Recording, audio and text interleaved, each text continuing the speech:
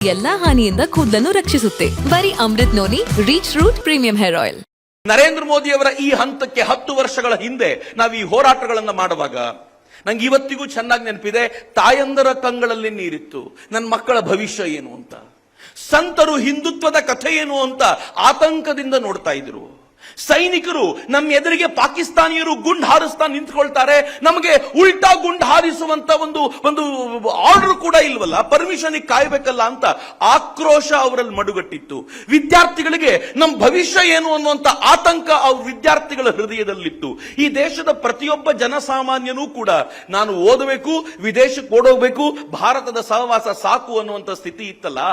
ಆಗ ನಮ್ಮೆಲ್ಲರ ಆತಂಕದ ಫಲವಾಗಿ ನಡೆದಂತ ತಪಸ್ಸಿದೆಯಲ್ಲ, ಆ ತಪಸ್ಸಿನ ಪ್ರತಿಫಲವಾಗಿ ಬಂದವರು ನರೇಂದ್ರ ಮೋದಿ. ಹಿಂಗಂದ್ರೆ ಅನೇಕರಿಗೆ ಅತಿಶಯೋಕ್ತಿ ಅನ್ನಿಸಬಹುದು. ಇದು ನಾನು ಹೇಳೋದಲ್ಲ ಮಿತ್ರರೇ. ನರೇಂದ್ರ ಮೋದಿ ಅವರನ್ನ ಕುರಿತಂತೆ ರಾಮ ಮಂದಿರದ ಇನಾಗ್ಯುರೇಷನ್ ಸಂದರ್ಭದಲ್ಲಿ ಬಂದಂತ ಒಬ್ಬ ಮಹಾಮಹಿಮ ಸಾಧುಗಳು ವೇದಿಕೆ ಮೇಲೆ ಮಾತನಾಡ್ತಾ ಹೇಳಿದ್ರು, ಏನ್ ಚಂದದ ಮಾತು ಹೇಳಿದ್ರು ಗೊತ್ತಾ? ನಮ್ಮೆಲ್ಲರ ತಪಸ್ಸಿನ ಫಲವಾಗಿ. ಮಾತು ಕೇಳಿಸ್ಕೊಳ್ಳಿ, ಎಷ್ಟು ಸುಂದರವಾಗಿದೆ. I was into tears.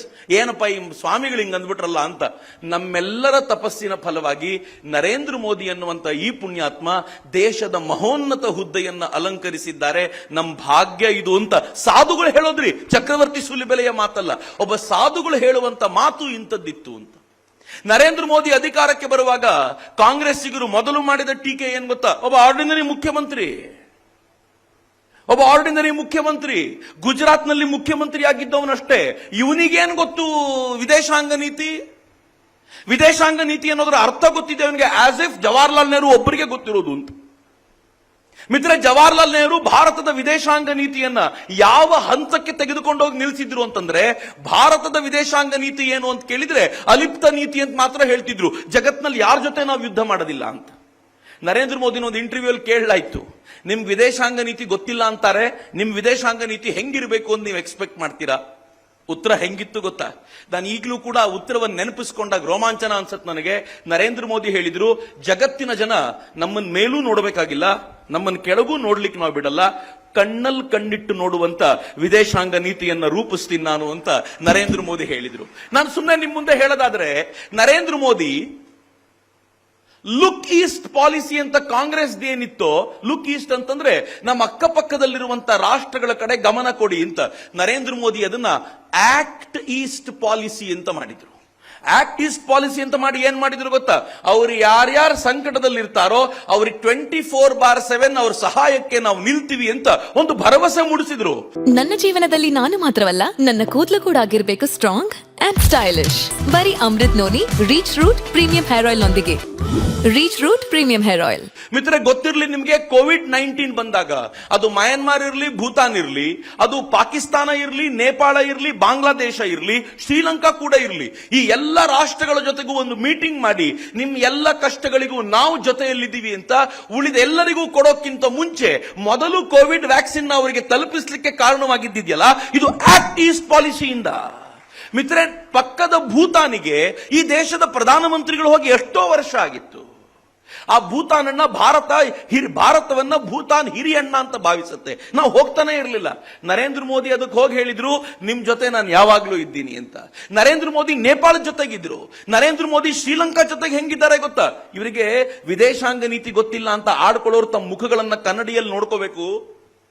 ಇತ್ತೀಚೆಗೆ ನಮ್ಮ ದೇಶದ ಒಬ್ಬ ಅದ್ಭುತವಾಗಿರುವಂತ ವಿದೇಶಾಂಗ ಸಚಿವರು, ನಾನು ಈ ಗವರ್ಮೆಂಟ್ ನ ಕ್ಯಾಬಿನೆಟ್ ಅಲ್ಲಿ ಯಾರ್ಯಾರನ್ನು ಹೊಗಳಿ ಯಾರನ್ನು ಬಿಡ್ಲಿ, ವಿದೇಶಾಂಗ ಸಚಿವರು ಹೆಂಗಿದ್ದಾರೆ ಅಂತಂದ್ರೆ, ಅವ್ರು ಮಾತನಾಡ್ಲಿಕ್ಕೆ ಕೂತ್ರು ಅಂತಂದ್ರೆ ವೆಸ್ಟ್ ಅಲ್ಲಿ ಯಾರ್ಯಾರು ಕೆನ್ನೆ ಮುಟ್ಕೊಂಡು ನೋಡ್ಕೊಳ್ತಿರ್ತಾರೋ ದೇವರೇ ಬಲ್ಲ, ರಪ ರಪ ರಪ ಬೀಳ್ತಿರುತ್ತೆ. ಬಿದ್ದಿರೋರ್ಗೆ ಮಾತ್ರ ಗೊತ್ತಾಗಿರುತ್ತೆ, ಹೊಡೆಸ್ಕೊಂಡಿರೋರಿಗೆ ಗೊತ್ತಾಗಿರುತ್ತೆ, ನೋಡ್ತಾ ಇರೋರಿಗೆ ಬರೀ ಮಾತನಾಡ್ತಿದ್ದಾರೆ ಅಂತ. ಅವ್ರನ್ನೊಬ್ಬ ವಿದ್ಯಾರ್ಥಿ ಒಂದು ಕಾರ್ಯಕ್ರಮದಲ್ಲಿ ಕೇಳ್ದ, ಈ ಶ್ರೀಲಂಕಾ ಇವತ್ತು ಈ ತರದ ಸ್ಥಿತಿಗೆ ಹೋಗಿದ್ಯಲ್ಲ, ನಮ್ ರೋಲ್ ಏನಿದೆ ಶ್ರೀಲಂಕಾದಲ್ಲಿ ಅಂತ.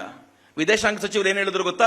ನೀನ್ ನನ್ನನ್ನು ಕೇಳ್ಬೇಡಪ್ಪ, ಟೂರಿಸ್ಟ್ ಆಗಿ ಶ್ರೀಲಂಕಾಕ್ಕೆ ಹೋಗು, ಯಾರಾದ್ರೂ ಒಬ್ಬ ಟೂರಿಸ್ಟ್ ನ ಮುಂದೆ ನಾನು ಭಾರತದಿಂದ ಬಂದಿದ್ದೀನಿ ಅಂತ ಹೇಳು, ಅವನ್ ಎತ್ತಿ ಕೈ ಮುಗಿದು ಹೇಳ್ತಾನೆ, ಕಷ್ಟದಲ್ಲಿದ್ದಾಗ ನಮ್ ಜೊತೆಯಲ್ಲಿ ನಿಂತ ರಾಷ್ಟ್ರದವನು ಕಣಪ್ಪ ನೀನು ಅಂತ. ನಿನಗೆ ಕೈ ಮುಗಿದೆ ಹೋದ್ರೆ ಕೇಳು, ಯಾಕೆಂದ್ರೆ ಭಾರತ ಆ ಥರ ಜವಾಬ್ದಾರಿಯನ್ನ ವಹಿಸಿದೆ ಅಂತ. ಯಾವ ತರ ಜವಾಬ್ದಾರಿ ಗೊತ್ತಾ ಮಿತ್ರರೇ? ಶ್ರೀಲಂಕಾ ಪೂರ್ತಿ ಬರ್ಬಾದಾಗಿ ಹೋಗಿದ್ದಾಗ, ಶ್ರೀಲಂಕಾಕ್ಕೆ ಯಾರು ಲೈನ್ ಆಫ್ ಕ್ರೆಡಿಟ್ ಅನ್ನು ಕೊಡ್ಲಿಕ್ಕೆ ಒಪ್ಕೊಳ್ದೆ ಹೋದಾಗ ಸ್ವತಃ IMF ಅನ್ನ ಪ್ರಭಾವಿಸಿ ಶ್ರೀಲಂಕಾಕ್ಕೆ ಲೋನ್ ಕೊಡಿ ಅಂತ $3 ಬಿಲಿಯನ್ ಲೋನ್ ಕೊಡಿಸಿದ್ದು ಭಾರತ. ಅಷ್ಟೇ ಅನ್ಕೊಂಡ್ರೆ ಭಾರತ ಶ್ರೀಲಂಕಾಕ್ಕೆ $4.5 ಬಿಲಿಯನ್ ಲೋನ್ ಅನ್ನು ಕೊಟ್ಟು, ಅದು IMF ಗಿಂತ ಜಾಸ್ತಿ ಲೋನ್ ಅನ್ನು ಕೊಟ್ಟು, ನಿನ್ ಜೊತೆ ನಾನ್ ಬಲವಾಗಿ ನಿಂತಿದ್ದೀನಿ ಅಂತ ಹೇಳೋದಿದೆಯಲ್ಲ, ಇದು ಅತ್ಯಂತ ವಿಶಿಷ್ಟವಾಗಿರುವಂತ ಸಂಗತಿ. ಅಕ್ಕಪಕ್ಕದ ರಾಷ್ಟ್ರಗಳನ್ನ ಭಾರತ ಗೆದ್ದಿರುವಂತ ರೀತಿ ಇಂಥದ್ದು ಅಂತ. ಹಾಗಂತ ವೆಸ್ಟರ್ನ್ ಬಿಡ್ಲಿಲ್ಲ ಭಾರತ. ವೆಸ್ಟಿನ ಜೊತೆಗೆ ನರೇಂದ್ರ ಮೋದಿ ಪ್ರಧಾನಿಯಾದಾಗ ಏನ್ ಮಾಡಿದ್ರು ಗೊತ್ತಾ? ಅಲ್ಲಿರುವಂತ ಭಾರತೀಯರನ್ನ ನರೇಂದ್ರ ಮೋದಿ ಬರುವವರೆಗೂ ನಾನೂ ಕೂಡ ಸ್ವದೇಶಿ ಆಂದೋಲನದಲ್ಲಿ ಭಾಗಿಯಾಗಿದ್ದವನು. ಹಿಂಗಾಗಿ ವಿದೇಶದಲ್ಲಿರುವಂತಹ ಭಾರತೀಯರನ್ನ ಬ್ರೈನ್ ಡ್ರೈನ್ಸ್ ಅಂತ ಕರಿತಿದ್ವಿ ನಾವು. ಇವರೆಲ್ಲರೂ ಪ್ರತಿಭಾ ಪಲಾಯನಗೊಂಡವರು, ಇವರು ಭಾರತಕ್ಕೆ ಮೋಸ ಮಾಡಿದವರು ಅಂತ. ಆದ್ರೆ ನರೇಂದ್ರ ಮೋದಿ ಏನ್ ಮಾಡಿದ್ರು ಗೊತ್ತಾ? ಇವರು ಭಾರತಕ್ಕೆ ಮೋಸ ಮಾಡಿದವರಲ್ಲಪ್ಪ, ಭಾರತದ ಆಸ್ತಿಯಾಗಿ ವಿದೇಶದಲ್ಲಿ ಕುಳಿತಿರುವಂತವ್ರು, ಇವರನ್ನು ಬಳಸ್ಕೊಂಡು ಭಾರತ ಕಟ್ಟಿ ತೋರಿಸ್ತೀನಿ ಅಂತ ನರೇಂದ್ರ ಮೋದಿ ಜಗತ್ತಿನ ಮೂಲೆ ಮೂಲೆಗೆ ಹೋದಾಗ ಭಾರತೀಯರನ್ನ ಸೇರಿಸಿ ಭವ್ಯ ಕಾರ್ಯಕ್ರಮ ಮಾಡಿ ಅಲ್ಲಿನ ಜನರಿಗೆ ಹೇಳ್ತಿದ್ರು, ನಿಮ್ಮ ನಡುವೆ ಇಷ್ಟು ಜನ ಭಾರತೀಯರಿದ್ದಾರೆ, ಹುಷಾರಾಗಿರಿ, ನೀವು ನಮ್ಮನ್ನು ಬಿಟ್ಟು ಯಾವುದೇ ನಿರ್ಣಯ ತೆಗೆದುಕೊಳ್ಳಿಕ್ಕೆ ಆಗೋದಿಲ್ಲ ಅನ್ನುವಂತ ಒಂದು ಸಂದೇಶವನ್ನು ಕೊಡೋದಿತ್ತಲ್ಲ. ಇದು ಯಾರ್ಯಾರಿಗೆ? ಅಮೆರಿಕ ಕೊಟ್ರು, ಇಂಗ್ಲೆಂಡಿಗೆ ಕೊಟ್ರು. ಇತ್ತೀಚೆಗೆ ಆಸ್ಟ್ರೇಲಿಯಾಗೆ ನರೇಂದ್ರ ಮೋದಿ ಹೋಗಿದ್ದಾಗ ಅಲ್ಲಿ ಸೇರಿದ್ದ ಇಂಡಿಯನ್ ಡಯಾಸ್ಪೋರಾ ಕಂಡು ಆಸ್ಟ್ರೇಲಿಯಾದ ಅಧ್ಯಕ್ಷ ನರೇಂದ್ರ ಮೋದಿನ ಕೇಳಿ ನೋಡಿ ಏನ್ ಹೇಳ್ತಾರೆ ಗೊತ್ತಾ? Narendra Modi is my boss ಅಂತ ಹೇಳುವಂತ ಮಟ್ಟಿಗೆ ನರೇಂದ್ರ ಮೋದಿ ಬದಲಾವಣೆ ತರ್ತಾರಲ್ಲ, ಇದು ನರೇಂದ್ರ ಮೋದಿ ಭಾರತೀಯರನ್ನ ಬಳಸ್ಕೊಳ್ಳೋ ರೀತಿ. ಅವರಿಗೆ ವಿದೇಶಾಂಗ ನೀತಿ ಗೊತ್ತಿಲ್ಲ. ಅನುಕ್ಷಣದ ಸುದ್ದಿಗಳಿಗಾಗಿ ವಿಸ್ತಾರ ನ್ಯೂಸ್ ಯೂಟ್ಯೂಬ್ ಚಾನೆಲ್ ಸಬ್ಸ್ಕ್ರೈಬ್ ಮಾಡಿ. ಹೊಸ ಸುದ್ದಿಗಳ ನೋಟಿಫಿಕೇಶನ್ಗಾಗಿ ಬೆಲ್ ಐಕಾನ್ ಕ್ಲಿಕ್ ಮಾಡಿ.